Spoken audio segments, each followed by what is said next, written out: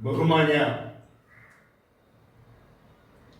പ്രേക്ഷകരെ, കേരളീയ ദർശൻ ടിവിയുടെ കണ്ണാടിയിലൂടെ എന്ന പരിപാടിയുടെ പുതിയൊരു എപ്പിസോഡിലേക്ക് സ്വാഗതം ചെയ്യുന്നു.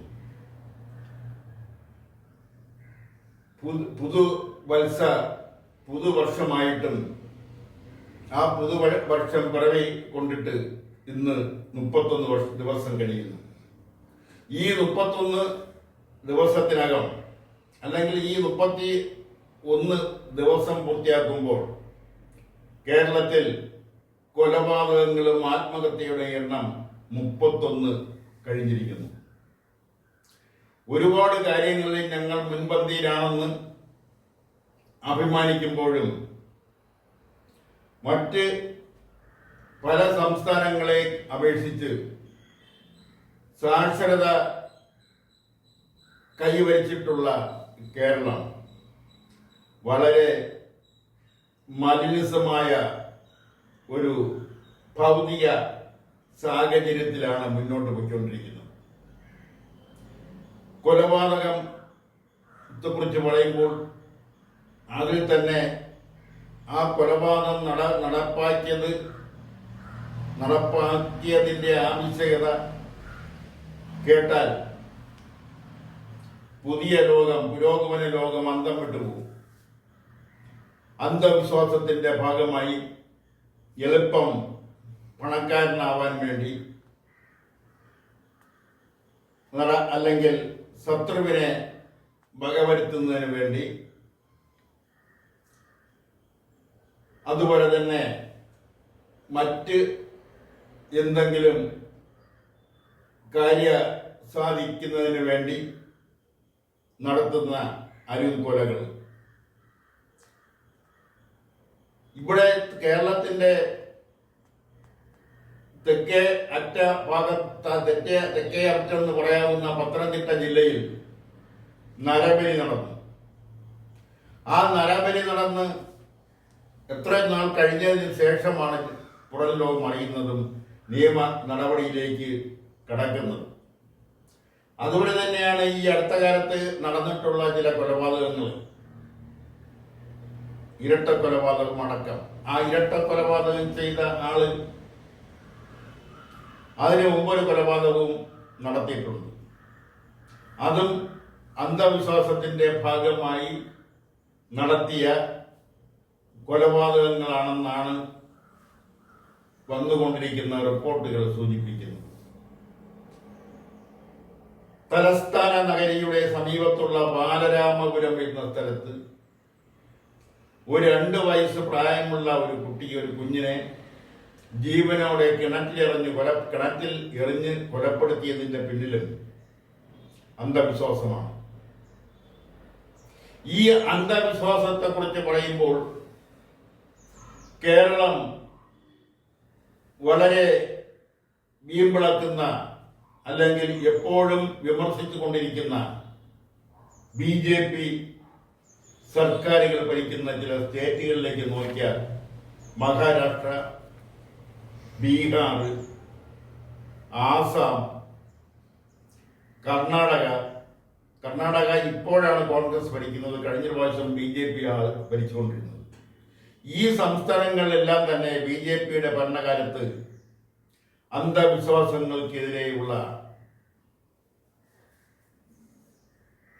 അതുപോലെ തന്നെ ആഭിജാത്യ ക്രിയകൾക്കെതിരെയുള്ള ബില്ല് നിയമസഭയിൽ അവതരിപ്പിച്ച് പാസാക്കി അത് നിയമമായി കഴിഞ്ഞു.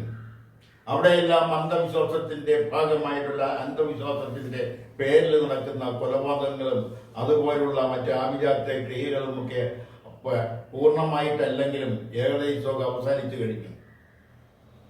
എന്നാൽ കേരളത്തിൽ ഇതെല്ലാം നടന്നു വരുന്നു എന്നുള്ളത് എന്തെല്ലാം പുരോഗമനം പറഞ്ഞാലും അത് കേരളത്തിന്റെ ഒരു ദുരന്തമാണ്, കേരളത്തിന്റെ ഒരു ശാപമാണ്. ഇവിടെ നിരവധി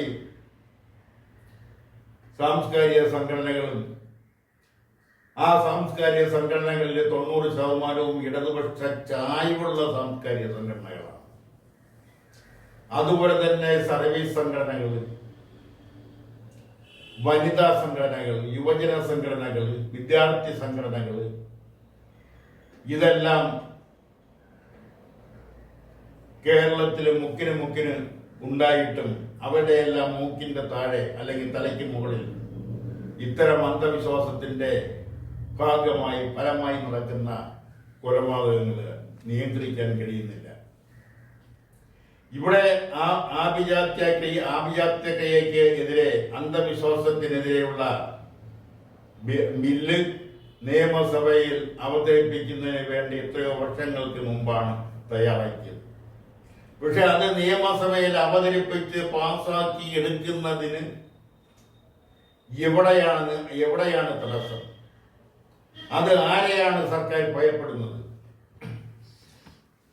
ഭരണകക്ഷിയെ മാത്രമല്ല, പ്രതിപക്ഷത്തെ കൂടി ഉൾപ്പെടുത്തിക്കൊണ്ടാണ് പറയുന്നത്. നിങ്ങൾ ആരെയാണ് ഭയപ്പെടുന്നത്? നിങ്ങൾ എപ്പോഴും BJP സർക്കാരിനെ കുറ്റം പറയുന്നവരാണ്. കേരളത്തെ ഭരണകക്ഷിയും അതോടൊപ്പം തന്നെ പ്രതിപക്ഷം. അവർ ഭരിക്കുന്ന 4-5 സ്റ്റേറ്റുകളിൽ, 5-6 സ്റ്റേറ്റുകളിൽ അന്ധവിശ്വാസത്തിനെതിരെയുള്ള, മന്ത്രവാദത്തിനെതിരെയുള്ള, അനാവശ്യമായ ജ്യോതിഷത്തിനെതിരെയുള്ള, അതുപോലെ തന്നെ ആഭിജാത്യ ക്രിയയ്ക്കെതിരെയുള്ള ബില്ല് അവതരിപ്പിച്ച് പാസാക്കി നിയമമാക്കി കഴിഞ്ഞിരിക്കുന്നു. എന്തുകൊണ്ട് ഇടതുപക്ഷ സർക്കാരിന്, ഇടതുപക്ഷം ഭരിക്കുന്ന കേരളത്തിന് അത് കഴിയുന്നില്ല? അത് ചർച്ചാ വിഷയമാക്കേണ്ട വിഷയമാണ്. ആരെ ഭയക്കുന്നു? അതല്ലെങ്കിൽ ഏതെങ്കിലും പണച്ചാക്കുകൾ മുന്നോട്ട് വന്നോ? അത് ഏതെങ്കിലും കേന്ദ്രങ്ങളിൽ എത്തിച്ചോ എന്നെല്ലാം ജനം ചർച്ച ചെയ്യേണ്ട ഒരു കാലഘട്ടത്തിലൂടെയാണ് നാം കടന്നു പോകുന്നത്. അത് ചർച്ച ചെയ്യപ്പെടണം. അത് ശക്തമായി ആ ചർച്ചയിലൂടെ അഭിപ്രായങ്ങൾ ഉരുത്തിരിഞ്ഞു വരണം. അങ്ങനെയെങ്കിലും ഇവിടെ അന്ധവിശ്വാസങ്ങൾക്കെതിരെയുള്ള നിയമസഭയിൽ അവതരിപ്പിക്കാൻ തയ്യാറാക്കി വച്ചിരിക്കുന്ന ബില്ല് നിയമസഭയിൽ അവതരിപ്പിച്ച് പാസാക്കട്ടെ എന്നാണ് ഈ സാഹചര്യത്തിൽ പറയാനുള്ളത്. അതുപോലെ തന്നെ മറ്റൊരു കാര്യം, ഈ കൊലപാതകവുമായി ബന്ധപ്പെട്ട് നടത്തിയിട്ടുള്ള ചില ക്രൂര പ്രവൃത്തികൾ, കൊലപാതകത്തിന് ഇരയായവരെ അതിക്രൂരമായി ദേഹോപദ്രവമേൽപ്പിച്ച സംഭവങ്ങൾ, അത് ഒരു 19 വയസ്സ് പ്രായമുള്ള ഒരു പെൺകുട്ടി, ആ പെൺകുട്ടിയുടെ ആൺസുഹൃത്ത് വളരെ ക്രൂരമായി ഉപദ്രവിച്ചു. അതിന്റെ ഫലമായി അവർ ആശുപത്രിയിൽ അടിയന്തരമായ അതീവ ഗുരുതരാവസ്ഥയിൽ വെന്റിലേറ്ററിൽ ഒരാഴ്ചയോളം കഴിഞ്ഞ ദിവസം മരിച്ചു. ഇതൊക്കെ എന്താണ് സൂചിപ്പിക്കുന്നത്? ഇവിടെ ദിവസവും അരങ്ങേറിക്കൊണ്ടിരിക്കുന്ന കൊലപാതകങ്ങൾ, ചതികൾ, വഞ്ചനകൾ, അതുപോലെ തന്നെ മറ്റ് മേഖലകളിൽ നടക്കുന്ന അഴിമതികൾ, ഇതെല്ലാം ഇവിടെ ദിവസം പ്രതി വർദ്ധിച്ചു വരുന്നതല്ലാണ്ട് അത് കുറയ്ക്കുന്നതിന് വേണ്ടിയോ ഇല്ലാതാക്കുന്നതിന് വേണ്ടിയോ കാര്യക്ഷമമായ നടപടികളൊന്നും നടത്തുന്നതായിട്ട് തോന്നുന്നില്ല. ഇത് ഇനിയും നീട്ടിക്കൊണ്ടുപോകാതെ ഉത്തരവാദിത്തപ്പെട്ട രാഷ്ട്രീയ പ്രസ്ഥാനങ്ങൾ, സാംസ്കാരിക സംഘടനകൾ, സാമൂഹിക സംഘടനകൾ, വിദ്യാർത്ഥി യുവജന സംഘടനകൾ, വനിതാ സംഘടനകൾ എല്ലാം അത് ചർച്ച ചെയ്യുകയും സർക്കാരിന്റെ മേൽ സമ്മർദ്ദങ്ങൾ ചെലുത്തിക്കൊണ്ട് അന്ധവിശ്വാസത്തിനും ആഭിജാത്യ ക്രിയയ്ക്കുമെതിരെയുള്ള, മന്ത്രവാദത്തിനെതിരെയുള്ള, അതുപോലുള്ള പ്രവൃത്തികൾക്കെതിരെയുള്ള ബില്ല് നിയമസഭയിൽ അവതരിപ്പിക്കുന്നതിന് വേണ്ടിയുള്ള സമ്മർദ്ദം സർക്കാരിലേക്ക് ചെലുത്തുന്നതിന് വേണ്ടി ഇത് കാര്യക്ഷമമായ ചർച്ചകൾ ഇതിന്റെ മേൽ നടക്കണമെന്നാണ് ഈ അവസരത്തിൽ പറയാനുള്ളത്. ഇതെല്ലാം 100 വർഷങ്ങൾക്ക് മുമ്പ് ഒരു പരിധിവരെ കേരളത്തിൽ ഇല്ലാതാക്കിയതാണ്. ആ കേരളത്തിൽ 100 വർഷങ്ങൾക്ക് മുമ്പ് ഇല്ലാതാക്കിയിട്ടുള്ള അന്ധവിശ്വാസങ്ങൾ അത് പൂർവാധികം ഭംഗിയോടെ ശക്തിയോടെ തിരിച്ചു വന്നുകൊണ്ടിരിക്കുന്നു. അത് ഇനിയും തുടർന്ന് പോകുന്നത് ഒരു പുരോഗമന നാടിന് രാഷ്ട്രത്തിന് യോജിച്ചതല്ല. അതിലേക്ക് എല്ലാവരുടെയും ശ്രദ്ധ തിരിയണമെന്നാണ് ഈ അവസരത്തിൽ പറയാനുള്ളത്. പിന്നെ അടുത്തത് പറയാനുള്ളത് റാങ്കിങ്ങിനെ കുറിച്ചാണ്. ഒരിക്കൽ റാങ്കിങ്ങിനെ കുറിച്ച് പറഞ്ഞു. ഇത് സാധാരണ റാങ്കിങ് നടക്കുന്നത് പ്രൊഫഷണൽ കോളേജുകളിലാണ്, മെഡിക്കൽ കോളേജുകളിൽ, എഞ്ചിനീയറിംഗ് കോളേജുകളിൽ, അതുപോലെ തന്നെ മെഡിക്കൽ വിദ്യാഭ്യാസ രംഗത്ത് തന്നെ നഴ്സിംഗ് കോളേജുകളിൽ, പാരാമെഡിക്കൽ കോളേജുകളിൽ ഒക്കെയാണ് സാധാരണയായി റാങ്കിങ് നടക്കുന്നത്. ഇപ്പോഴത്തെ ഒരു സ്കൂളിൽ റാങ്കിങ് നടന്നിരിക്കുന്നു. അതിന്റെ ഫലമായി 9 വയസ്സ് പ്രായമുള്ള 15 വയസ്സ് പ്രായമുള്ള ഒരു 9ാം ക്ലാസ് വിദ്യാർത്ഥി ആത്മഹത്യ ചെയ്തിരിക്കുന്നു. അതുമായി ബന്ധപ്പെട്ട നിരവധി കാര്യങ്ങൾ പുറത്തു വന്നുകൊണ്ടിരിക്കുന്നു. ആ കുട്ടിയോട് അതീവ മോശമായിട്ട് സഹപാഠികൾ പെരുമാറി, ഉപദ്രവിച്ചു. ആ കുട്ടിയുടെ മുഖം ക്ലോസറ്റിൽ പിടിച്ച് താഴ്ത്തി വെച്ചു. ക്ലോസറ്റ് നിർബന്ധിച്ച് ഉപദ്രവിച്ച് ആ കുട്ടിയെ കൊണ്ട് നക്കിച്ചു. തുടങ്ങിയിട്ടുള്ള കാര്യങ്ങളാണ് പുറത്തു വന്നുകൊണ്ടിരിക്കുന്നത്. യഥാർത്ഥത്തിൽ കേരളത്തെ സംബന്ധിച്ചിടത്തോളം ഇവിടെ റാങ്കിങ് നിരോധിച്ചിട്ടുള്ള കാര്യമാണ്. ആ റാങ്കിങ് നിരോധിക്കുന്നതിനുണ്ടായ കാരണം എന്ന് പറയുന്നത് 1973 CPI-യുടെ നേതാവ് C. അച്യുതമേനോൻ കേരളത്തിന്റെ മുഖ്യമന്ത്രി ആയിരിക്കുമ്പോൾ അദ്ദേഹത്തിന്റെ മകൻ രാമൻകുട്ടി, ആ കുട്ടി തിരുവനന്തപുരം മെഡിക്കൽ കോളേജിൽ MBBS പഠിക്കുകയായിരുന്നു. റാങ്കിങ്ങിന്റെ പേരിൽ ആ കുട്ടിയെ പൈപ്പിന്റെ മൂട്ടിൽ പിടിച്ചിരുത്തി പൈപ്പ് 1 മണിക്കൂറോളം തലയിലൂടെ പൈപ്പ് വെള്ളം ഒഴുക്കി. വീട്ടിൽ വന്ന ഈ കുട്ടിക്ക് പനിയും ജലദോഷവും അതുപോലുള്ള അസ്വസ്ഥതകളും ഉണ്ടാവുകയും മുഖ്യമന്ത്രിയുടെ മകന് ഒരു അസുഖമുണ്ടായാൽ സ്വാഭാവികമായും മെഡിക്കൽ കോളേജിലെ ഡോക്ടർമാർ ഓടിയെത്തും. അങ്ങനെ ഡോക്ടർമാർ പരിശോധിച്ച് കാര്യം ചോദിച്ചപ്പോഴാണ് ഈ റാങ്കിങ്ങിന്റെ വിവരം ആ കുട്ടി പറയുന്നത്. അങ്ങനെ അന്നാണ് കേരളം ആദ്യമായിട്ട് റാങ്കിങ് എന്നാൽ എന്തെന്നുള്ളതിനെ കുറിച്ച് തിരിച്ചറിയുന്നത്. അന്ന് അതിന്റെ അടുത്ത ദിവസം തന്നെ മന്ത്രിസഭ കൂടിയപ്പോൾ ആ മന്ത്രിസഭയുടെ മിനിറ്റിൽ പ്രൊഫഷണൽ കോളേജുകളിൽ നടന്നു വരുന്ന റാങ്കിങ് നിരോധിച്ചുകൊണ്ടുള്ള ഉത്തരവാണ് അന്ന് പാസാക്കിയത്. അപ്പൊ ഇത് 1973 പാസാക്കിയ റാങ്കിങ് നിരോധന നിയമം കേരളത്തിൽ നിലവിലുണ്ട്. അത് ഫലപ്രദമായി നടപ്പാക്കുന്നില്ല എന്നതുകൊണ്ട് മാത്രമാണ് റാങ്കിങ് വീണ്ടും വീണ്ടും തുടരുന്നത്. അതുകൊണ്ടാണ് അത് സ്കൂളിലേക്ക് കൂടി പകരുന്നത്. ഒരു വൈറസ് പോലെ അത് സ്കൂളിലേക്ക് പടർന്നിരിക്കുന്നു. അത് ആ നിയമം കർശനമായി പാലിക്കണമെന്നും അത് പലപ്പോഴും ഒത്തുതീർപ്പിലേക്ക് റാങ്കിങ്ങിന് നടന്നു കഴിയുമ്പോൾ അതൊരു ഒത്തുതീർപ്പിലേക്ക് എത്തിക്കുകയാണ് വിദ്യാർത്ഥി നേതാക്കളും രക്ഷകർത്താക്കളും അധ്യാപകരും ഒക്കെ ചെയ്യുന്നത്.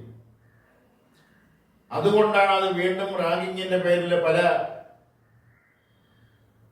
ഉപദ്രവങ്ങളും പല നിഷ്ഠൂരമായ പ്രവർത്തികളും കോളേജുകളിൽ നടക്കുന്നത്. ആ വൈറസ് സ്കൂളിലേക്ക് കൂടി വന്നിരിക്കുന്നു എന്ന് പറയുമ്പോൾ അതിൻ്റെ ആ ഭീകരാവസ്ഥ അത് എത്രത്തോളം വലുതാണ്, എത്രത്തോളം പടർന്നുകൊണ്ട് പോകുന്നു എന്നുള്ളതാണ്. ഒരു വിദ്യാർത്ഥി ഫ്ലാറ്റിന്റെ മുകളിൽ നിന്ന് ചാടി ആത്മഹത്യ ചെയ്തിരിക്കുന്നു. റാങ്കിങ്ങിൽ ഉണ്ടായിട്ടുള്ള ക്രൂരമായ അനുഭവം സഹിക്കാനാവാതെ, അനുഭവത്തിൽ മനംനൊന്ത്, ആക്ഷേപത്തിൽ മനംനൊന്ത് ആ കുട്ടി ആത്മഹത്യ ചെയ്തിരിക്കുന്നു. അതിൽ ഉൾപ്പെട്ട വിദ്യാർത്ഥികൾ, അതിന്റെ കാരണക്കാരായ വിദ്യാർത്ഥികൾ ആരാണെന്ന ആ സ്കൂൾ അധികൃതർക്കും ആ കുട്ടിയുടെ സഹപാഠികൾക്കും ആ സ്കൂളിലെ അധ്യാപകർക്കും എല്ലാം വ്യക്തമായി അറിയാമെങ്കിൽ തന്നെയും അതൊരു അന്വേഷണം നടത്തി ആ അന്വേഷണ കാലാവധിക്കകത്ത് തന്നെ ഒത്തുതീർപ്പിലൂടെ അത് പരിഹരിക്കാൻ, ആ പ്രശ്നം ലഘൂകരിക്കാൻ കഴിയുമോ എന്നാണ് നോക്കുന്നത്. അതാണ് ഈ രംഗത്തുള്ള ഒരു ദുരന്തമെന്ന് പറയുന്നത്. കർശനമായി പാലിക്കേണ്ടുന്ന റാങ്കിങ്ങിനെതിരെയുള്ള റാങ്കിങ് വിരുദ്ധ നിയമം നിലവിലിരിക്കുമ്പോൾ അത് സുതാര്യമായി കൈകാര്യം ചെയ്യാത്തത് കൊണ്ടാണ് റാങ്കിങ് വീണ്ടും വീണ്ടും വന്നുകൊണ്ടിരിക്കുന്നത്. സ്വകാര്യ മേഖലയിൽ സർവകലാശാല അനുവദിക്കുന്നതിന് ഉദാരമായ ചില നടപടികൾ സർക്കാർ കൈക്കൊള്ളാൻ പോകുന്നു. സാധാരണ സ്വകാര്യ മേഖലയിൽ സർവകലാശാല അനുവദിക്കുന്നതിന് 20 ഏക്കർ ഭൂമി വേണം.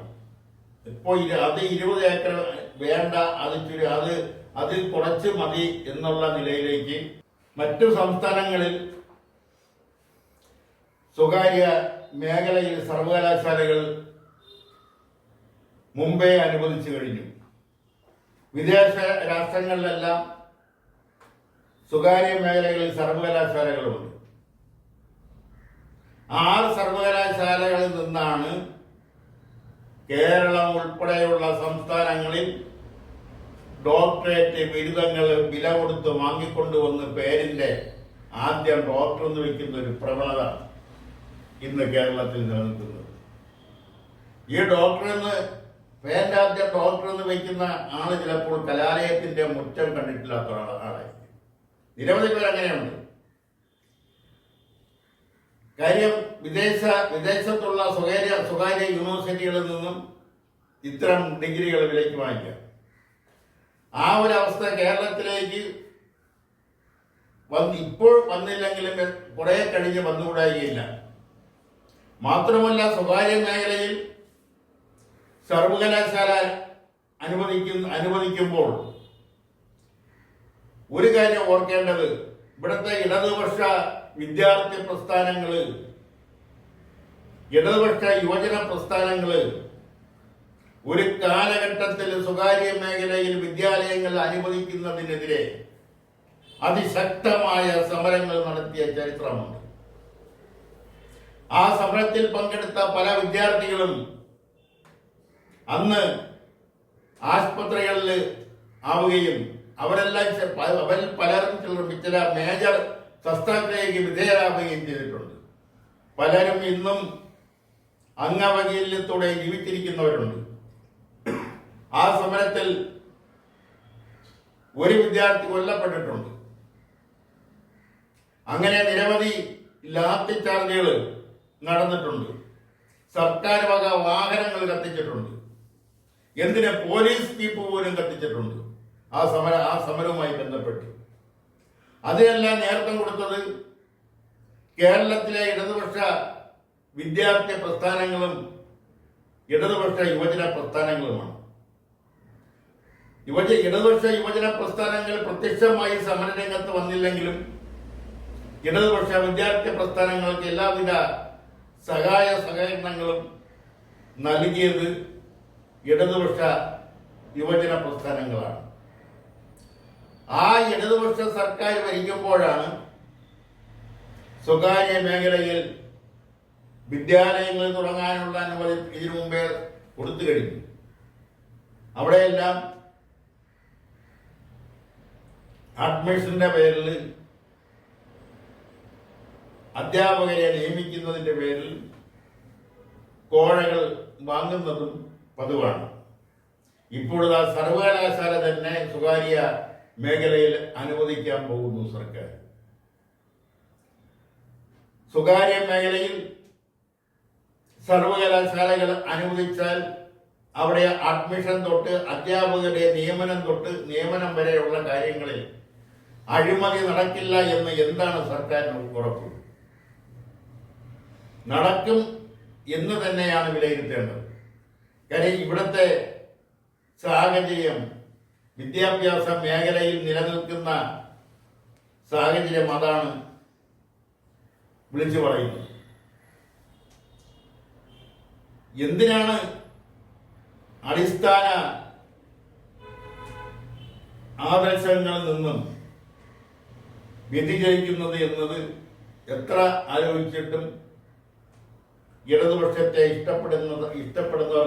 ഇഷ്ടപ്പെടുന്ന സാധാരണക്കാർക്ക് മനസ്സിലാവുന്നില്ല എന്നതാണ് ഒരു പ്രധാനപ്പെട്ട കാര്യം. അതോടെ തന്നെ പാലക്കാട് ജില്ലയിൽ ഇപ്പോൾ പ്രത്യക്ഷ സമരത്തിലും അതിന് അനുകൂലമായും പ്രതികൂലമായുമുള്ള പത്രപ്രസ്താവനകളിലും ഒക്കെ നിലനിൽക്കുന്ന ഒരു കാര്യമാണ് ബ്രൂവറിക്ക് ലൈസൻസ് കൊടുക്കുന്നത്. അതായത് മദ്യം നിർമ്മിക്കുന്നതിനുള്ള ഫാക്ടറിക്ക് ലൈസൻസ് എതിരെയും ആണ് സമരങ്ങൾ അതിശക്തമായിട്ടില്ലെങ്കിലും സമരങ്ങൾ നടക്കുന്നു. രാഷ്ട്രീയ നേതാക്കളുടെ പ്രസ്താവനകൾ വരുന്നു, അനുകൂലമായും പ്രതികൂലമായും. അതിന് പ്രധാനപ്പെട്ട് പറയുന്നത് പാലക്കാട് ജില്ലയിൽ അവിടുത്തെ കിണറുകളിൽ ശുദ്ധജലം ലഭിക്കുന്നത് ഇല്ലാതാവുമെന്നാണ് അതിന് ഉയർത്തിവിടുന്ന പ്രധാനപ്പെട്ട ഒരു കാര്യം. ശുദ്ധജലം ലഭിക്കുന്നതിന് വേണ്ടുന്ന അതുമായി ബന്ധപ്പെട്ടുള്ള എല്ലാ കാര്യങ്ങളും അതേകൂടെ നിലനിർത്തിക്കൊണ്ട് ജലത്തിന് ആവശ്യമുള്ള ജലം കഴിഞ്ഞതിന് ശേഷമുള്ള വെള്ളമാണ് ഈ മദ്യം നിർമ്മിക്കുന്നതിന് വേണ്ടി ഉപയോഗിക്കുക എന്നാണ് ഈ ലൈസൻസ് കൊടുക്കുന്നതിനെ അനുകൂലിക്കുന്നവർ പറയുന്നു. അവിടെയും ആശയക്കുഴപ്പമാണ്. ആര് പറയുന്നതാണ് ജനങ്ങൾ വിശ്വസിക്കേണ്ടത്? ഭരണപക്ഷം പറയുന്നതാണ് വിശ്വസിക്കേണ്ടത്, പ്രതിപക്ഷം പറയുന്നതാണ് വിശ്വസിക്കേണ്ടത്. ഭരണപക്ഷത്തുള്ളവരും വ്യത്യസ്തമായ അഭിപ്രായമുള്ളവരുണ്ട്. കേരളത്തെ സംബന്ധിച്ചിടത്തോളം ഏത് വന്നാലും അത് പുരോഗമനപരമായിട്ടായാലും പുരോഗമനപരമായിട്ടല്ലാത്തതായാലും എതിർക്കുന്ന ഒരു സ്വഭാവം കേരളത്തിൽ പണ്ടേയുണ്ട്. മലമ്പുഴ അണക്കെട്ട് വന്നതുകൊണ്ടാണ് പരതപ്പുഴ പറ്റിയത് എന്ന കാര്യത്തിൽ സംശയമില്ല. എന്നാൽ ആ മലമ്പുഴ അണക്കെട്ട് വന്നില്ലായിരുന്നുവെങ്കിൽ ഇവിടുത്തെ പുരോഗമനത്തിന് വികസനത്തിന് എത്രയോ തടസ്സങ്ങൾ സൃഷ്ടിച്ചാൽ അതുകൊണ്ടുണ്ടാകുന്ന നേട്ടങ്ങൾക്കാണോ വലിപ്പം കൂടുതൽ, ദോഷങ്ങൾക്കാണോ വലിപ്പം കൂടുതൽ എന്ന് തിരിച്ചറിഞ്ഞുകൊണ്ട് അതുകൊണ്ടുണ്ടാകുന്ന നേട്ടങ്ങളെ വിലയിരുത്തിക്കൊണ്ടായിരിക്കണം സർക്കാർ കൊണ്ടുവരുന്ന ഏത് പദ്ധതിയായാലും. വിദേശ മദ്യനിർമ്മിത ഫാക്ടറിയെ കുറിച്ചാണ് ഇപ്പോൾ പറഞ്ഞെങ്കിലും അതും ഏത് പദ്ധതിയായാലും അതിനെ എതിർക്കുമ്പോൾ അതുകൊണ്ടുണ്ടാകുന്ന ഗുണങ്ങൾ, നേട്ടങ്ങൾ, വികസനങ്ങൾ, നാട്ടിനുണ്ടാകുന്ന വികസനങ്ങൾ അതെല്ലാം വിലയിരുത്തിക്കൊണ്ട് വേണം അത്തരം പുതിയ പദ്ധതികളെ എതിർക്കേണ്ടതും അതിനെതിരെ സമരം നടത്തേണ്ടതും എന്നാണ് അക്കാര്യത്തെക്കുറിച്ച് എടുത്തെടുത്ത് പറയാനുള്ളത്. അവസാനമായി പറയാതെ പോകുന്നത് ശരിയല്ല എന്നതുകൊണ്ടാണ് തുടങ്ങുന്നത്. പ്രതിപക്ഷം ഇപ്പോൾ നടത്തിക്കൊണ്ടിരിക്കുന്ന മലയോര ജാഥ, കുറെ നാളായിട്ട് ജാഥകളെ കുറിച്ച് കേൾക്കാനില്ല. റോഡ് വാഹനങ്ങൾക്കും ജനങ്ങൾക്കും സ്വതന്ത്രമായി സഞ്ചരിക്കാൻ കഴിയുന്ന ഒരു സ്ഥിതി കേരളത്തിലുണ്ടായിരുന്നു. ഇപ്പോഴിതാ മലയോര എന്ന് പേരിട്ടുകൊണ്ടൊരു മലയോര ജാഥ വരുന്നു. ഈ മലയോര ജാഥയിൽ ഉയർത്തിപ്പിടിച്ചിരിക്കുന്ന മുദ്രാവാക്യം എന്ന് പറയുന്നത് കാർഷികരംഗത്തെ തകർച്ച. രണ്ടാമത്തെ മുദ്രാവാക്യം വന്യമൃഗങ്ങളുടെ ആക്രമണമാണ്. അത് എങ്ങനെ ആദ്യത്തെ കാർഷികരംഗത്തെ ഉണ്ടായ തകർച്ച, അതിനെ എങ്ങനെയാണ് ആ തകർച്ച ഇല്ലാതാക്കാൻ കഴിയുന്നത് എന്നതിനെ കുറിച്ചുള്ള പുതിയ നിർദ്ദേശങ്ങളൊന്നും ഈ ജാഥയിൽ മുന്നോട്ട് വെച്ചതായിട്ട് അറിവില്ല. അതുപോലെ തന്നെ വന്യമൃഗങ്ങൾ, കാട്ടുമൃഗങ്ങളുടെ ആന, പുലി, കടുവ, കാട്ടുപോത്ത്, പന്നി തുടങ്ങിയ കാട്ടുമൃഗങ്ങളുടെ ആക്രമണങ്ങളെ എങ്ങനെ ചെറുക്കാം, ആ ആക്രമണങ്ങൾക്ക് മനുഷ്യർക്ക് നേരെ ഉണ്ടാവാതിരിക്കാൻ കൊണ്ട് എന്തെല്ലാം ചെയ്യാം, ആ ആക്രമണങ്ങൾ ഇത്തരം കാട്ടുമൃഗങ്ങൾ നാട്ടുപ്രദേശങ്ങളിൽ ഇറങ്ങാനുണ്ടായ സാഹചര്യം എന്താണ്, ആ സാഹചര്യത്തെക്കുറിച്ച് പഠിച്ച് കാട്ടുമൃഗങ്ങൾ വനത്തിന് ഉള്ളിൽ തന്നെ, അവരുടെ ആവാസ കേന്ദ്രം വനത്തിനുള്ളിലാണ്, അവർ വനത്തിന് ഇറങ്ങേണ്ടി വന്ന സാഹചര്യം എന്താണെന്ന് പഠിച്ചുകൊണ്ട് വനങ്ങൾ പരമാവധി ഇനിയും വെട്ടി നശിപ്പിക്കാതെ കാടുകളിൽ കാട്ടുമൃഗങ്ങൾക്ക് ജലം എത്തിക്കുന്നതിനുള്ള, അവർക്ക് കുടിവെള്ളം എത്തിക്കുന്നതിനുള്ള ചെറിയ തടാകങ്ങൾ നിർമ്മിക്കണം. പ്രത്യേകിച്ചും ആനകൾക്ക് റോഡിനോട് ചേർന്ന ഭാഗത്ത് വനത്തിൽ ചെറിയ തടാകങ്ങൾ ഉണ്ടാക്കി അതിന് വെള്ളം നിറച്ചു കഴിഞ്ഞാൽ ആനകൾ റോഡിലേക്ക് ഇറങ്ങും. അതല്ല ചെയ്യേണ്ടത്. ആനകൾ സ്ഥിരമായി സഞ്ചരിക്കുന്ന വഴികളുണ്ട്, കാട്ടിനകത്ത് ആനകൾ സ്ഥിരമായി സഞ്ചരിക്കുന്ന വഴികളുണ്ട്, ആനത്താരായി നാം പറയുന്നത്. ആ ആനത്താരയ്ക്കടുത്താണ് ചെറിയ തടാകങ്ങൾ ഉണ്ടാക്കി ജലം നിറയ്ക്കേണ്ടത്. എന്തായാലും പ്രതിപക്ഷ ജാഥയെ അധിക്ഷേപിക്കുന്നില്ല. ജാഥ നടത്താനും സമരം ചെയ്യാനും എല്ലാവർക്കും സ്വാതന്ത്ര്യമുണ്ട്. പക്ഷെ അത് മനുഷ്യർക്ക്, ജനങ്ങൾക്ക് ദഹിക്കുന്ന നിലയിലുള്ള ജാഥകൾ നടത്തുന്നതായിരിക്കും നല്ലതെന്ന് അഭിപ്രായപ്പെട്ടുകൊണ്ട് ഇന്നത്തെ കണ്ണാടിയിലൂടെ എന്ന പരിപാടി ഇവിടെ പൂർത്തിയാക്കുന്നു. നന്ദി, നമസ്കാരം.